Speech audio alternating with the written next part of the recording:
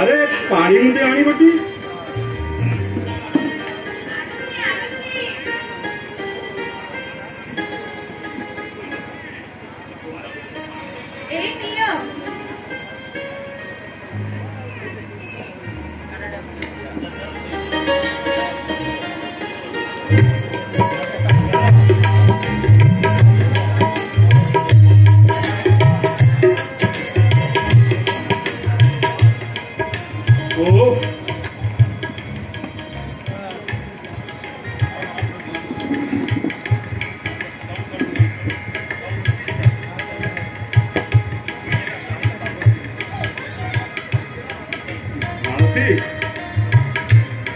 दिनटा खूब बढ़िया बढ़िया कटिगला। अरे जानिल मालती अरे ए वर्ष खूब बढ़िया फसल हम कारण पागजगटा भल अच्छी से वर्ष बढ़िया फसल हम तेणुक ए वर्ष पांजी होता दोल पुनिया को पांजी होता ज्योतिष महापुर पांजी करुले ए वर्ष बढ़िया फसल हम कहीं अरे ए वर्ष धोई ना कि मरुड़ी भी नहीं तुमको बेस भल भाव जानी माँ तमें से मनीषटा खाली चाष को मुंडे खाओ चाष कर आज पर्यटन किए कौन पाई खाली जा गंडे खाए गंडे जीवा कथा कौन कहल कहीं किसी पाहुना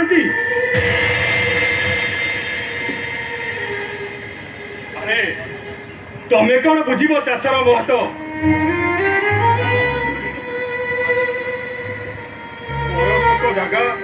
बरसक जांक बिलरे खटी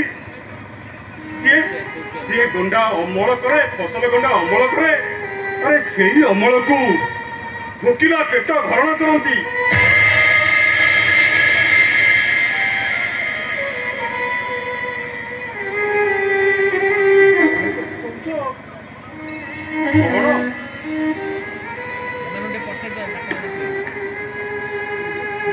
जानी ना मालती अरे चाष अच्छी जार ए दुनिया की जार आम चाष चाष मान चाषी करूँ चाष फसल को ए लोक मान मुहर लगे थाऊ कथार अच्छी परा चाष अच्छी जार कियान ताहार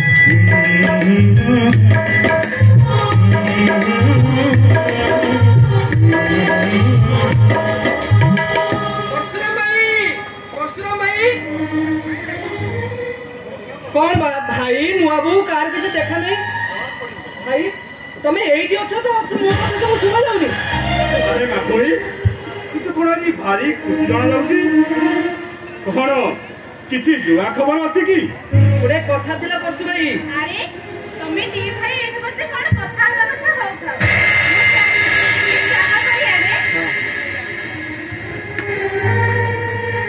टिके नाली चाकू जानिबो बुझला पशु भाई काली आम घर को नरी पंडित आसी काली आम घरे सत्यनारायण पूजा होता तो एमती कथा पड़ू पड़ू आम धरित्री कथा से कहते कौन कहते से कहते आम धरित्री सहित ए सत्यनारायणपुर ग्रामर प्रमोद महांती पुओ सहित विवाह करने गोटी रूपरे जमी गुण मर्जा सेमती बड़ चाकरी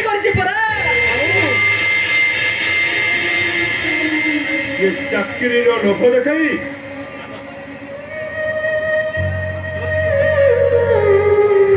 मत बाघर कथा କଥା କହନା କାହିଁକି ନା ସେ ଯେଉଁଦିନ ଜନ୍ମ ହୋଇଥିଲା ସେଦିନ ଥିଲା ବସୁମତୀ ସ୍ନାନ। ଆଉ ଏ ଓଡ଼ିଆ ଘରର କୂଳ ବୋହୂମାନେ ସେଦିନ ବସୁମତୀ ମାକୁ ଧରିତ୍ରୀ ମାକୁ ପୂଜା କରନ୍ତି। ସେଇଥିପାଇଁ ତାର ବୁଢ଼ୀ ମାଟା ତା ନାଁ ଦେଇଥିଲା ଧରିତ୍ରୀ। ବିଚାରୀ ଦିନ କେଇଟା ବଞ୍ଚିଲାନି ଆରପୁରକୁ ଚାଲିଗଲା। ଯିବା ପୂର୍ବରୁ କହିଯାଇଥିଲା ଏ ପୁରୁଷ ମୋ ନାତୁଣୀକୁ ତୁ ଏମିତି ଜାଗାରେ ବାହା ଦବୁ ଯେମିତି ସେ ନାତୁଣୀ ଦୁଇଟା ଗୋଟିଏ ବଡ ଚାଷୀ ହୋଇଥିବ ଆଉ ବାଟିକା ବାଟି ସମ୍ପତ୍ତି ଚାଷ କରୁଥିବ ଆଉ ଏ ମାଟି ମାକୁ ଭଲ ପାଉଥିବ ଆଉ ନାତୁଣୀକି ଭଲ ପାଇବ। କଥାରେ ଅଛି ପରା ଚାଷ ଅଛି ଯାହାର କି ଆନନ୍ଦ ତାହାର।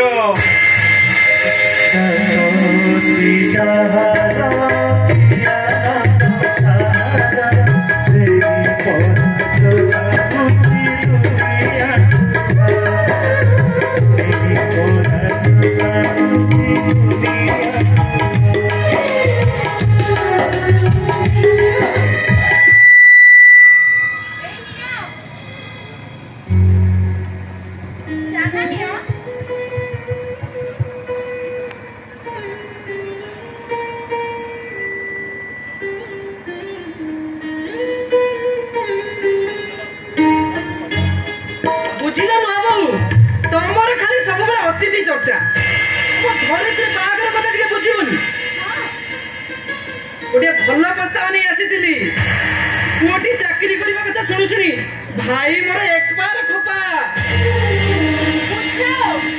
तम भाई के बुझाओ खाली गोटे कथा जहार की आनंद ताहार।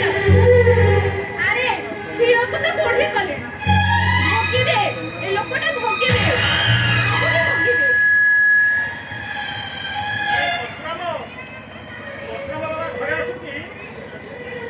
गुरुजी आपण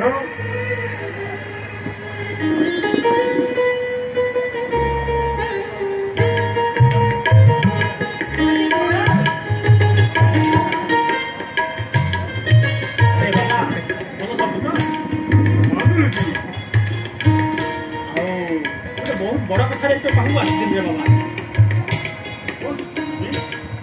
मधुकर कहूँ तो झील विभाग तो झील गोटे भल प्रस्ताव नहीं आसी कहूना कोटी गोटे बट चाषी आईथिबो तार माटी माटी संपत्ति चाष करूथिबो पुओ तो सबले चाषी आ। अरे मु ताको ठीक बुझीची एटा मो छात्र 8 वर्ष का ताको बाड़े पड़े पाठ पढ़ाई मु ता मन कथा बुझीनी से तो ता मन ना कि ता मन बुझा भाई प्रस्ताव टी आनी आउ जानी खुशी हूँ जे जो पिले पुआटी झील स्थिर कर जिला कृषि अधिकारी से नुहे से कृषक मान योजना सरकार योजना पहुँचाइवा सहित कृषक मान दुख समय दरिद्र बंधु साजिश आउ तो जानी खुशी हूँ जे तार गाँव में गोटे विराट बड़ फार्म टी कर आखपाख अंचल 50टी परिवार प्रतिपोषण होगा सहित निजे भल दी पैसा रोजगार करुच्ची भल भल करुच्ची जानू से पाख अंचल जो अशिक्षित युवक मान बेकार जो मान वैज्ञानिक प्रणाली कृषि कार्य शिक्षादान कर तू तो मत एक केवे कहलु से जिलार गोटे बड़ कृषि अधिकारी अच्छी बोली ଆଉ ଏତେ ଗୋଟେ ବଡ ଫାର୍ମ କରି ଏ ଅଞ୍ଚଳର ବେକାର ଯୁବକ ମାନଙ୍କୁ ଶିକ୍ଷା ଦଉଛି ବୋଲି ଆଉ ଖାଲି ସେତିକି ନୁହେଁ ସେ ପିଲା ବାପ ମାନେ ମୋର ବାଲ୍ୟ ବନ୍ଧୁ ପ୍ରମୋଦ ସିଏ ମଧ୍ୟ ଆସିଛି ବାହାରେ ଅପେକ୍ଷା କରିଛି। ଆରେ ପ୍ରମୋଦ ବାହାରେ କାହିଁ ଠିଆ ହେଲୁ ଭିତରକୁ ଆସେ ପ୍ରମୋଦ।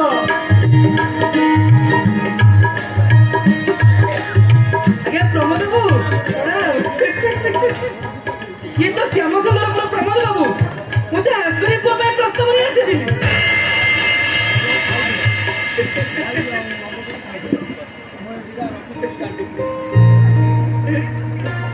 ବୁଝିଲେ ଆଜ୍ଞା ଏ ମନ ଖୋଜୁଥାଏ ଯାହା କାଳେ ପ୍ରପତ ହୁଏ ତାହା।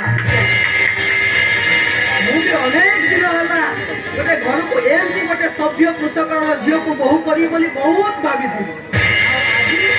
ଆଜି ସେଇ ଜଗନ୍ନାଥଙ୍କ କରୁଣାରୁ ତା ସାର୍ଥକ ହେବାକୁ ଯାଉଛି।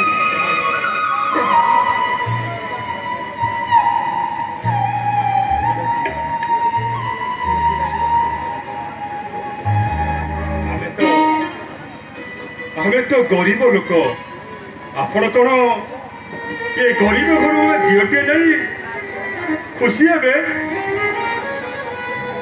ତା ଛଡା ପେଟକୁ ପିଠି କରି ମାଟି ସାଙ୍ଗରେ ମାଟି ହୋଇ ଏ ଧୁ ଧୁ ଖରାରେ ଖଟି ଗରିବ ପଶୁର ଆପଣ କଣ ବନ୍ଧୁ ହୋଇପାରିବେ?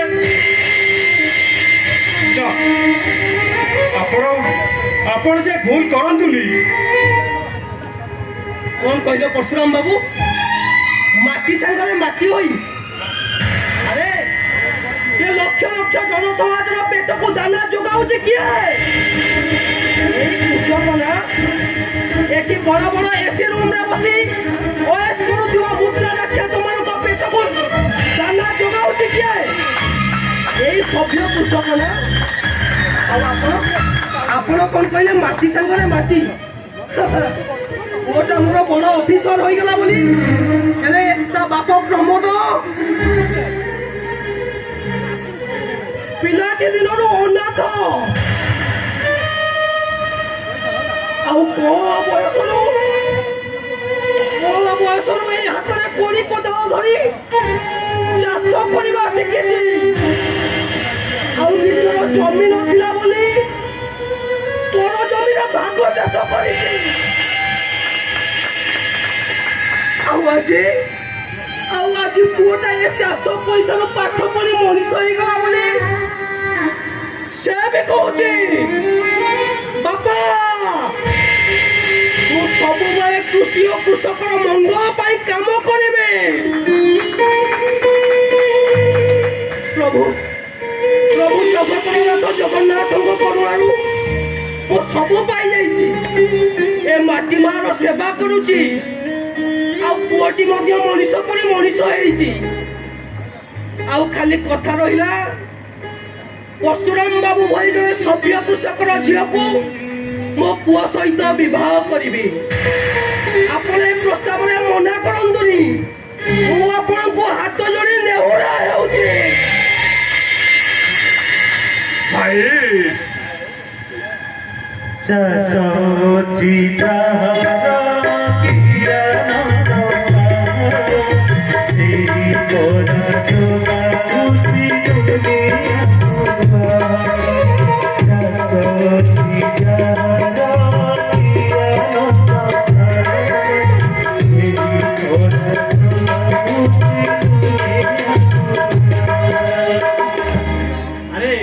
ଭାଇ କଣଟା କରୁଛୁ ଏବେ ସମୁଦି ବୋଲି ଡାକେ।